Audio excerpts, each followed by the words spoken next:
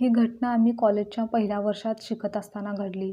मी कलकत्त्यामध्ये माझ्या घराबाहेर माझ्या मित्रांसोबत बोलत असताना मला एक मुलगी दिसली. ती दिसायला साधारणशी होती, पण ती खूपच आकर्षक होती. इच्छा नसतानाही माझी नजर तिच्याकडे जात राहिली. त्या मुलीचे नाव होते तन्वी. ती आमच्या भागात नवीन होती. ती आमची शेजारी असल्याने ती आणि मी एकमेकांना भेटायचो. पण आजपर्यंत आमचे बोलणे असे काही झालेले नव्हते. अनेकदा संध्याकाळी आम्ही गच्चीवर भेटायचो आणि रविवारी मी गच्चीवर जरा जास्तच वेळ घालवायचो.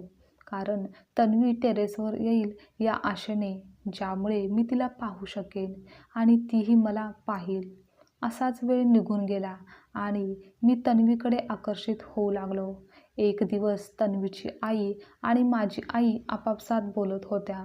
त्या दिवशी मी तन्वीशी पहिल्यांदाच बोललेलो होतो. मी तन्वीला माझ्याबद्दल सांगितले आणि तिनेही मला स्वतःबद्दल सांगितले. अशा प्रकारे हळूहळू आम्ही चांगले मित्र बनलो.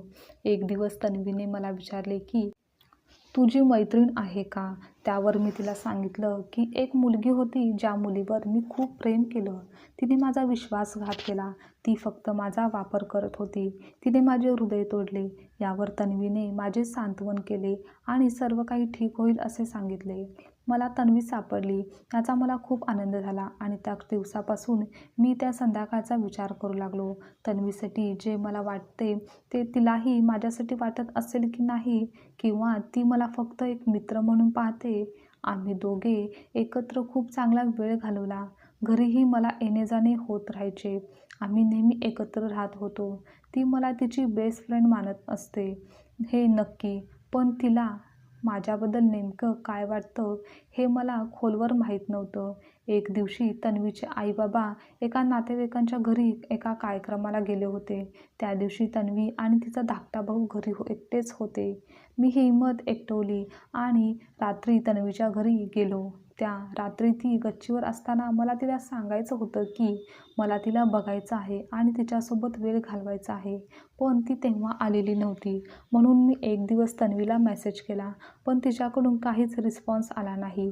मग काही दिवसांनी मी कॉल केला तर काहीच रिस्पॉन्स आला नाही. आता मला काळजी वाटू लागली होती. कारण याआधी तिने असं कधीच केलं नव्हतं. मी तिला अनेक वेळा कॉल केला, व्हॉट्सअपवर मेसेज केला, पण प्रतिसाद मिळाला नाही.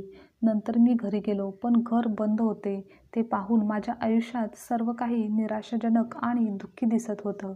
एके दिवशी मला एक ईमेल आला, ज्यामध्ये लिहिलं होतं की मला भेटा त्या ठिकाणी जेथे आम्ही कॉलेजच्या काळात भेटायचो.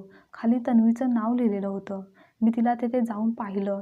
तिला पाहून मला खूप आनंद झाला, पण ती आतून तुटलेली आणि उदास दिसत होती. मला पाहताच तिने मला मिठी मारली आणि रडू लागली.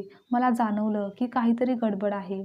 मग तिने मला तिच्या पतीपासून घटस्फोटाबद्दल सांगितलं आणि त्याने तिच्या संदेशांना, कॉलला बराच वेळ उत्तर का दिला नाही याबद्दल सुद्धा सांगितलं. बोलत असताना तिने आपले अश्रू लपवण्याचा अयशस्वीपणे प्रयत्न केला आणि शेवटी ती रडली.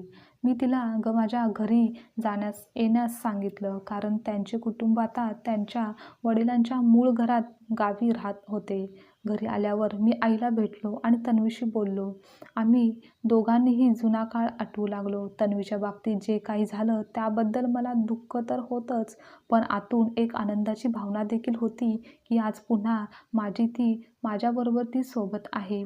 कालांतराने तन्वी देखील या वेदनेतून बाहेर आली.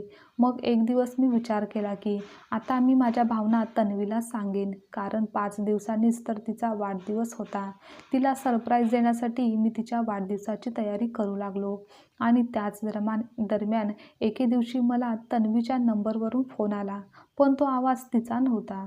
कोणातरी काकांचा आवाज होता. त्यांनी मला जे सांगितलं ते ऐकून क्षणभर माझा श्वास थांबला. त्याने विचारलं, तन्वीला तुम्ही ओळखता का? मी पटकन म्हणालो, हो, ओळखतो. त्यानंतर त्यांनी सांगितलं की तन्वीचा कार अपघातात मृत्यू झाला आहे. तुम्ही रुग्णालयात या आणि त्यांच्या कुटुंबियांनाही कळवा. हे ऐकून माझे हृदय तुटले. मी रडायला लागलो आणि विचार करू लागलो की आज सकाळीच आपण तर कॉलवर बोललो होतो आणि आता हे म्हणतात की तन्वी आता या जगात नाही. हे कसं होऊ शकतं? तेव्हा सगळ्यात आधी मी तन्वीच्या आई-बाबांना फोन केला आणि मग हॉस्पिटलला धाव घेतली. मी पूर्णपणे आता उद्ध्वस्त झालो होतो. त्या रात्री मी खूप रडलो. दुःखाचे अश्रू आणि मन दुःखी झाले. संपूर्ण रात्र झोपू शकलो नाही.